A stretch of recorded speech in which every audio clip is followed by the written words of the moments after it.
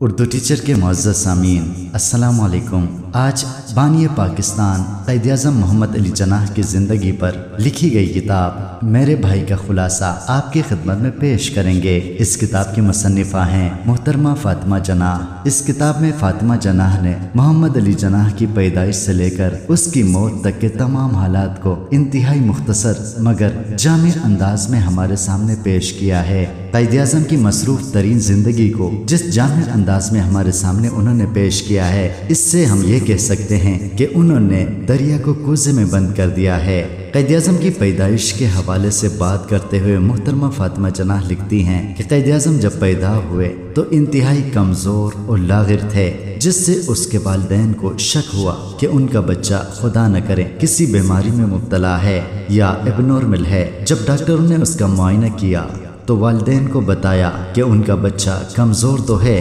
لیکن مکمل طور پر صحت مند ہے۔ قائد اعظم کی والدہ کو پھر بھی یقین نہ آیا۔ اس نے قائد اعظم کو لے کر ایک مشہور بزرگ کے مزار پر چلے گئے اور 2-3 دن وہاں پہ قیام کیا۔ محمد علی جناح جب اسکول کی عمر کو پہنچے تو اسے اسکول میں داخل کیا گیا، لیکن محمد علی جناح کا دل پڑھائی میں بالکل نہیں لگتا تھا۔ پڑھائی کے مقابلے میں وہ زیادہ تر کھیل کو پسند کرتا تھا۔ قائد اعظم کے والد مشہور بزنس مین تھے اور وہ چاہتے تھے کہ اس کا بیٹا بڑا ہو کر اس کے کاروبار کو سنبھالے، لیکن جب انہیں معلوم ہوا کہ محمد علی جناح ریاضی میں بے حد کمزور ہے تو وہ فکر مند ہو گئے کہ ریاضی میں کمزوری کی وجہ سے وہ کاروبار کو کس طرح سنبھالے گا۔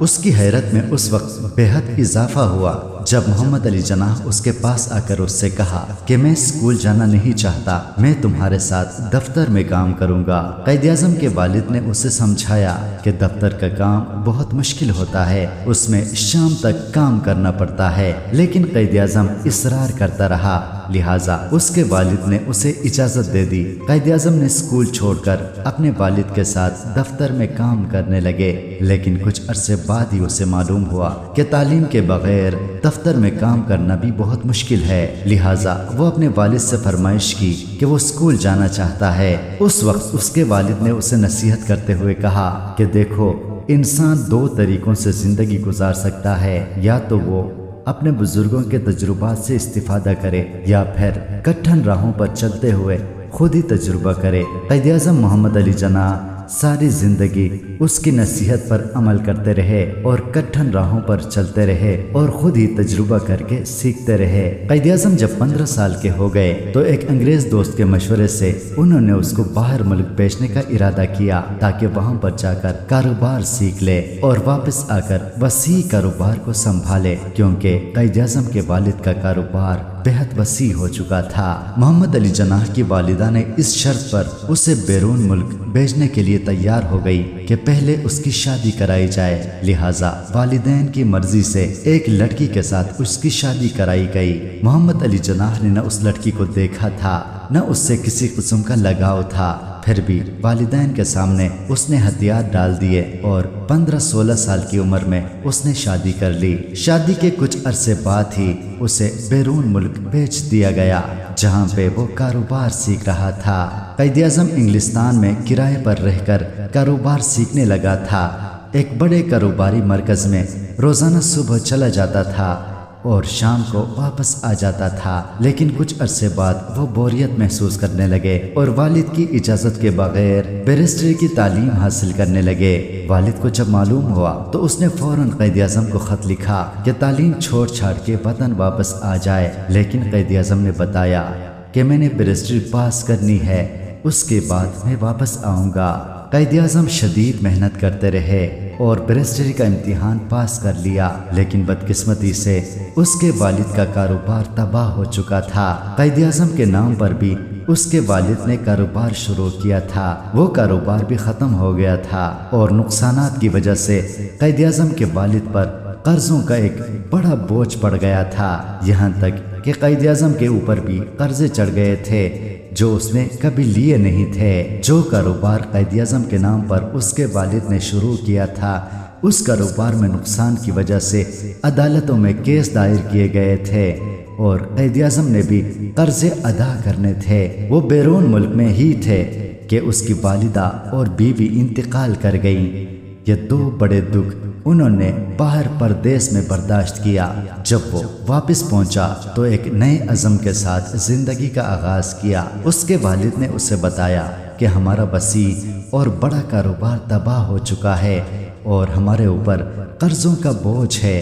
قائد اعظم نے اسے دلاسا دیا کہ میں اپنی محنت سے یہ قرضے بھی اتاروں گا اور ہماری زندگی بھی اچھی ہو جائے گی۔ وہ کراچی سے بمبئی چلے گئے اور وکالت کا پیشہ اختیار کیا۔ جس طرح ایک نئے وکیل کے ساتھ ہوتا ہے کہ اس کو موکل نہیں ملتے، اسی طرح قائد اعظم کے ساتھ بھی یہی ہوا۔ وہ روزانہ عدالتوں کا چکر لگاتا تھا لیکن کوئی بھی اس سے کیس لڑوانے کے لیے تیار نہیں تھا۔ کئی مہینوں تک قائد اعظم شدید مشکلات کا شکار رہے۔ ایک دفعہ قسمت اس پر مہربان ہو گئی اور اس کو ایک عدالتی عہدہ مل گیا۔ اس عہدے کے بعد اس کے پاس موکلین بھی آنے لگے اور وہ ایک کامیاب وکیل کے طور پر جانے پہچانے لگا۔ جب حالات ٹھیک ہو گئے تو اس نے اپنے گھر والوں کو بمبئی بلا لیا۔ قائد اعظم نے اپنے وعدے کے مطابق تمام خاندان والوں کی زندگی درست کر دی۔ یہ وہ دور تھا جب ہندوستان کے مسلمان شدید قسم کے مسائل سے دوچار تھے۔ قائد اعظم ان کی طرف متوجہ ہوئے اور سیاست شروع کر دی۔ سیاست میں انہوں نے انتھک محنت کی۔ دھیرے دھیرے وہ پورے ہندوستان میں مشہور ہو گئے اور مسلمان اس کو اپنا حقیقی لیڈر تسلیم کرنے لگے۔ شدید ترین جدوجہد کی زندگی شروع ہو گئی اور آخرکار انہوں نے وطن حاصل کر لیا، لیکن تب تک قائد اعظم محمد علی جناح جسمانی طور پر بہت کمزور ہو چکے تھے۔ اپنی قوم کے لیے جدوجہد کرتے ہوئے اس نے اپنی صحت کو فراموش کر دیا تھا۔ محترمہ فاطمہ جناح بار بار اس سے التجا کرتی رہی کہ اپنی صحت کا خیال رکھے، لیکن انہوں نے اس بات کو بار بار نظر انداز کرتے ہوئے بھرپور جدوجہد کرتے رہے۔ پاکستان بننے کے بعد بھی فاطمہ جناح نے قائد اعظم سے کہا کہ اب اسے آرام کرنا چاہیے، لیکن محمد علی جناح کا کہنا تھا کہ ہماری ذمہ داریاں اب پہلے سے بڑھ گئی ہیں۔ اب ہم نے پوری دنیا کو دکھانا ہے کہ ہم نے پاکستان جس مقصد کے لیے حاصل کیا ہے اس مقصد کو پورا کر کے رہیں گے۔ اس کی صحت اس قدر بگڑ گئی کہ اس کے لیے تقریر کرنا بھی محال ہو گیا۔ اس کے بعد ڈاکٹروں کے مشورے سے وہ زیارت چلے گئے اور وہاں پر کچھ عرصہ آرام کرتے رہے۔ ڈاکٹروں نے قائد اعظم کا چیک اپ کیا اور اسے بتایا کہ اسے ٹی بی کا مرض لاحق ہو چکا ہے۔ کچھ عرصے بعد یہ بیماری تیزی سے بڑھنے لگی اور قائد اعظم کے پھیپھڑے خراب ہونے لگے۔ اسے سانس لینے کا مسئلہ بھی پیدا ہو گیا۔ ڈاکٹروں نے مشورہ دیا کہ زیارت سے اسے کراچی جانا چاہیے، کیونکہ زیارت نسبتاً اونچا مقام ہے جہاں پر آکسیجن کی کمی ہے۔ قائد اعظم نے یہ مشورہ پسند کرتے ہوئے کراچی کی طرف سفر کیا۔ جب وہ کراچی میں جہاز سے اترے تو ایمبولینس تیار کھڑا تھا۔ ایمبولینس میں بیٹھ کے جب وہ گورنر ہاؤس کی طرف جا رہے تھے تو راستے میں ایمبولینس کا پیٹرول ختم ہو گیا۔ یہ بھی عجیب بات تھی کہ اتنے عظیم شخصیت کے لیے جو ایمبولینس وہاں پہ لایا گیا تھا اس کا پیٹرول چیک کرنا بھی گوارا نہیں کیا گیا۔ قائد اعظم نیم بے ہوشی کی حالت میں ایمبولینس میں پڑا ہوا تھا۔ اس طرح مصروف ترین روڈ پر قائد اعظم محمد علی جناح کو گھنٹوں تک انتظار کرنا پڑا۔ گھنٹوں بعد دوسرا ایمبولینس آ گیا تو اس میں بٹھا کر قائد اعظم محمد علی جناح کو اس کے کمرے تک پہنچایا گیا۔